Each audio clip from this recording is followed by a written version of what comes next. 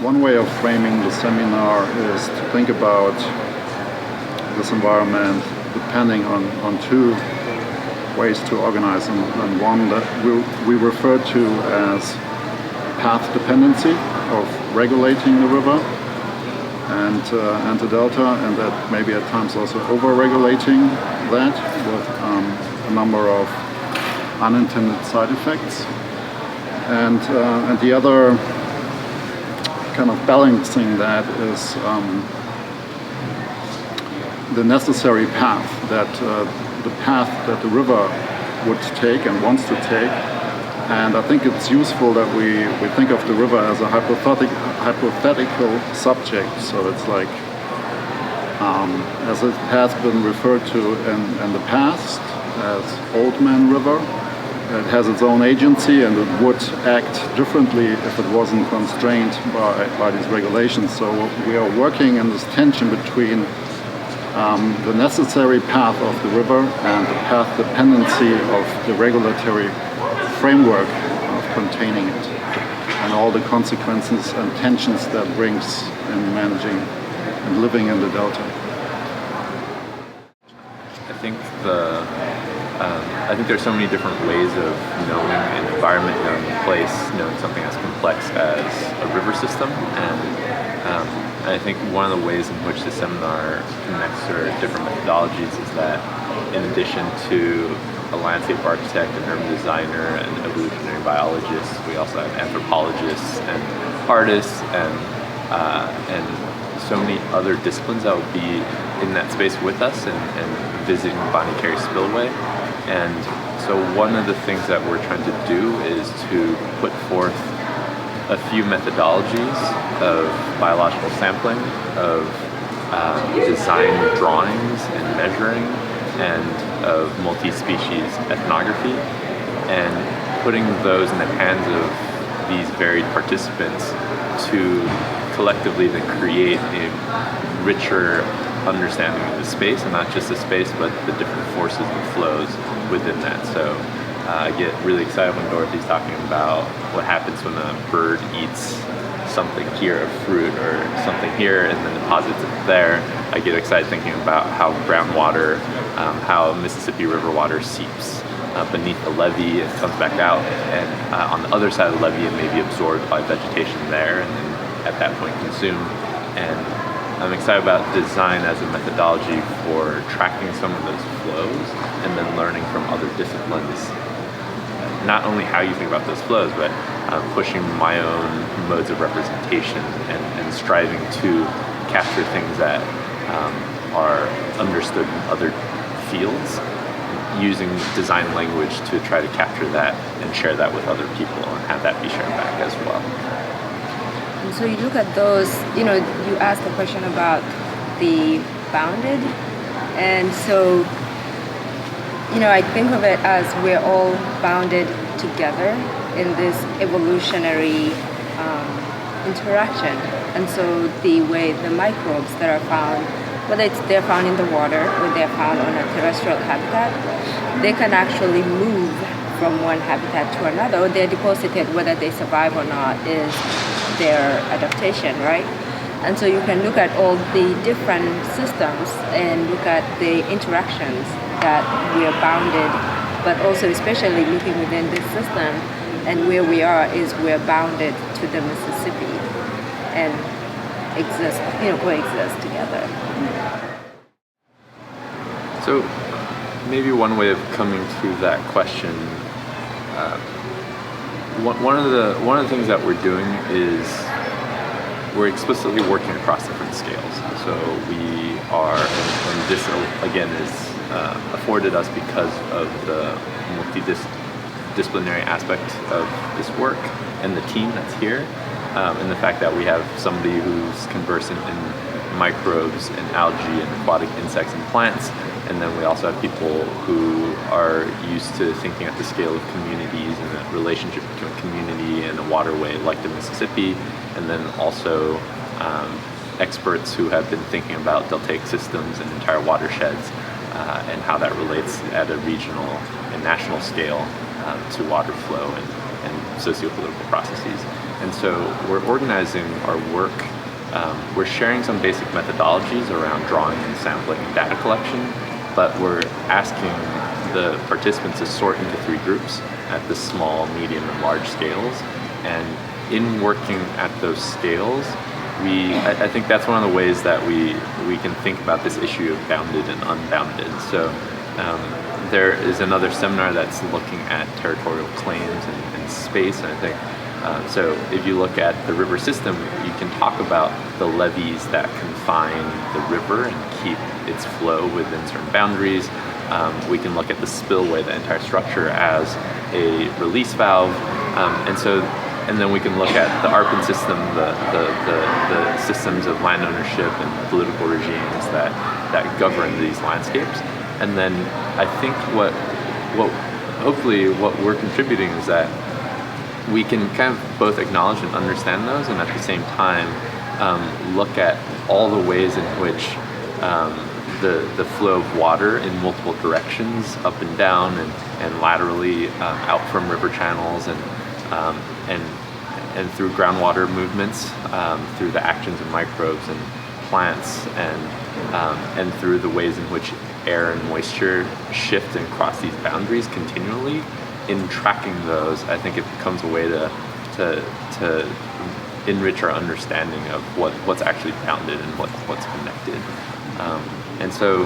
I think to your question, that way of thinking is really relevant to any system, to any waterway. That Mississippi happens to be a convenient one in this case because it's such a culturally resonant landscape that touches and affects everyone here, but you could apply similar methodologies to thinking about a highway corridor or to thinking about a stream through a smaller community. And I think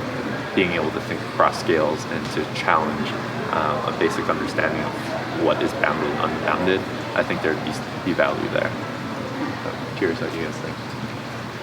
I mean, you look at the interactions between these different systems and how you're going to find a group of microbes that are going to be, at the same time you have this relationship with some algae, and then the aquatic insects that live, that are going to be connected to the microbes, and then the trees, the terrestrial plants that are connected. So there's this constant where when you see a type of microbe or a type of bacteria, you're going to relate to, most likely, you're going to find this kind of insects, or you can find this kind of trees around that area because of the relationship, the evolutionary relationships that they have. And something that really I just thought of is how we're recording, is that it's been really amazing to talk with Aaron, and he's sketching just the methodology or the discussion, and he's putting it in this abstract way that I wouldn't be able to. And it's really to think about what different people from the different disciplines are going to represent. What they see is incredible, and it makes it where we can perhaps look at art and see what organisms have existed over time or in a space because of how they're represented in that way. Well, my hope would essentially be to be positively surprised by contributions of the participants. We are working with a